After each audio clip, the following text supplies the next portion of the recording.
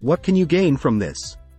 Discover the remarkable journey of Warren Buffett, often seen as an exceptional outlier in the investment world. Surprisingly, his success is attributed to factors like sound business principles and dedicated effort, rather than innate intelligence or unique insights into the market. This summary will delve into Buffett's upbringing and early experiences that paved the way for his success in investments. It will explore the significant individuals and decisions that shaped his journey. Furthermore, it will outline his fundamental business principles, the psychology of finance, and the crucial role of rational thinking. A promising beginning at the age of 11, Warren Buffett initiated his first investment venture. Having accumulated $120 from his entrepreneurial ventures like selling soda and peanuts, he carefully analyzed price charts and made his first purchase with confidence.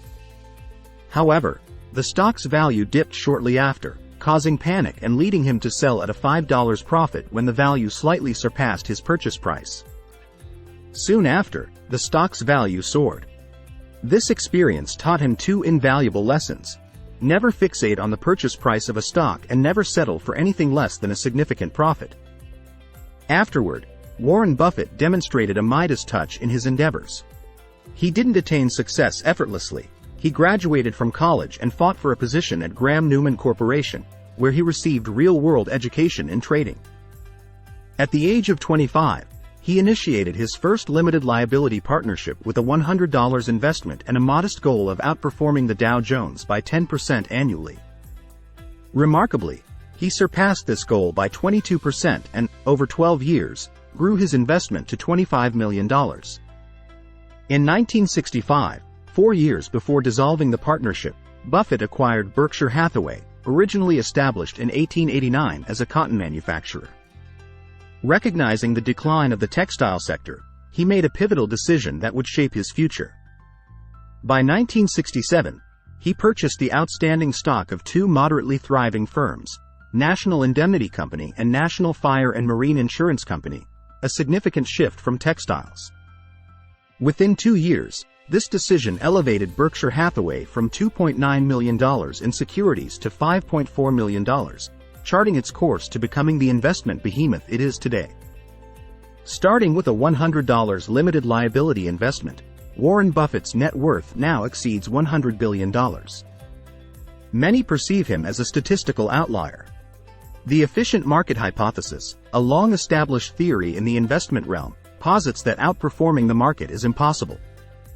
Even Buffett himself acknowledges that he was fortunate to possess the right skills at the opportune moment for his success. However, the subsequent parts of this summary will delve into Buffett's ability to surpass market expectations, attributing his success not to luck, but to skill. A valuable education. In 1921, Mary C., a grandmother in Los Angeles, opened a neighborhood candy store that would eventually become the multi-million-dollar company known as See's Candies.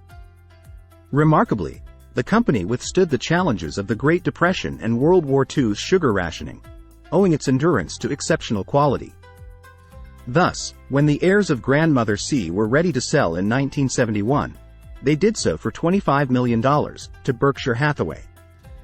To truly grasp the significance of this narrative, we must delve into the influential figures in Warren Buffett's life.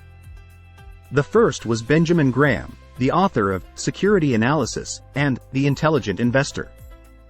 In 1926, Graham partnered with Jerome Newman to establish the company where Buffett would eventually work after college. Graham's fundamental investing principle was simple: don't incur losses.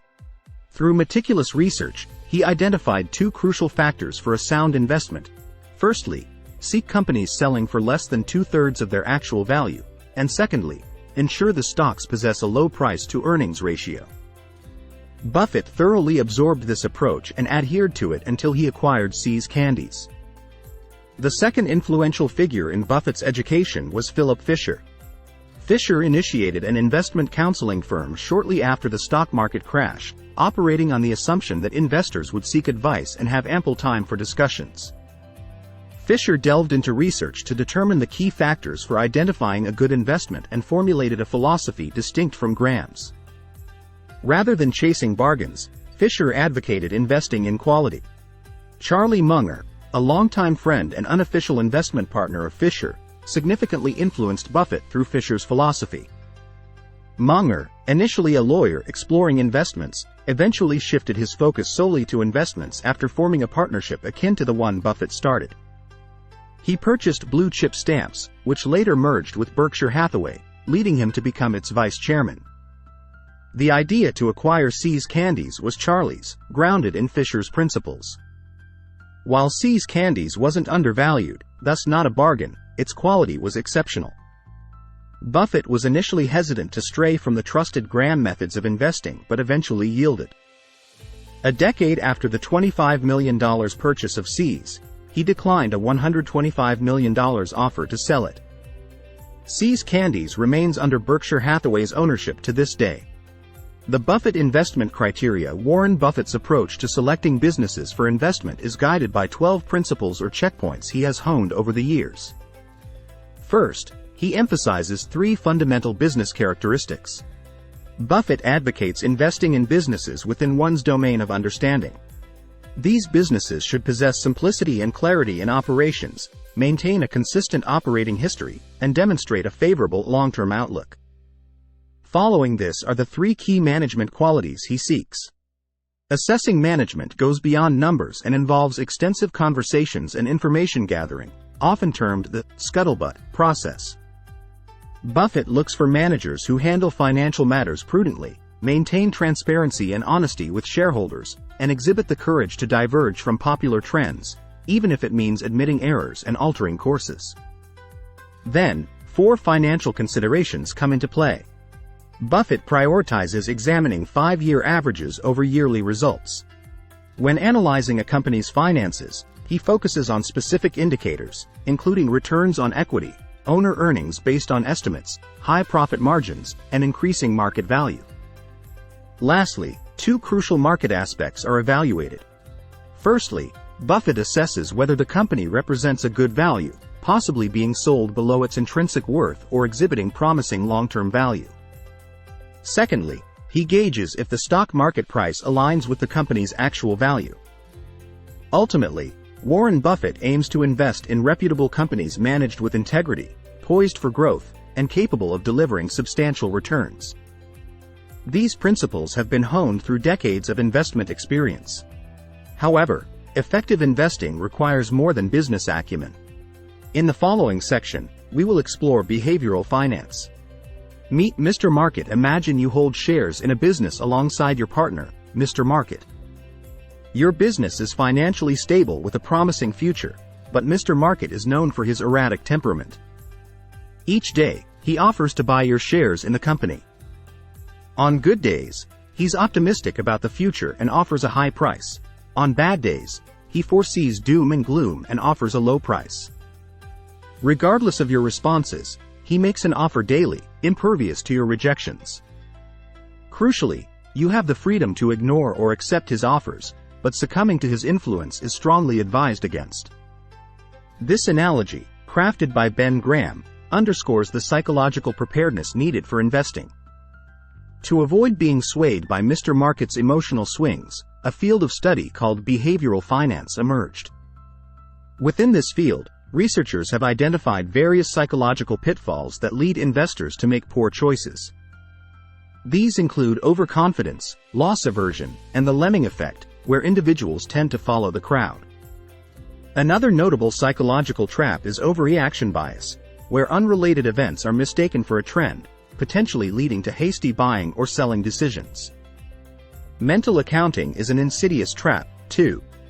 It involves assigning different values to money based on circumstances or emotions, which can distort rational spending choices.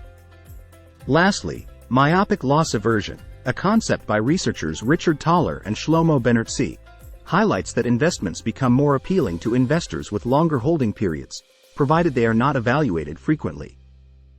Essentially, it encourages investors not to monitor their stocks daily, emphasizing a long-term perspective.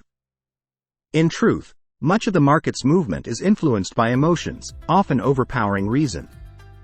To be a wise investor, psychological resilience to navigate these fluctuations is crucial. This necessitates patience, a trait explored further in the concluding section. patience and rational decision-making in a comprehensive study spanning 43 years and analyzing S&P stocks' returns over 1 year, 3 years, and 5 years, intriguing data emerged.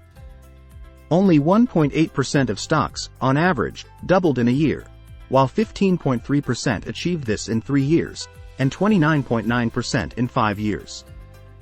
The primary goal of this study was to address the possibility of substantial returns through long-term investments.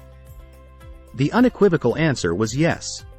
However, the majority of stock market activity operates on a reactive, short-term basis. This sets Warren Buffett apart, underlining the question, what makes him different? Buffett has explicitly stated that his success stems not from intelligence but from patience and rationality. This distinction is paramount. Rationality differs from mere intelligence.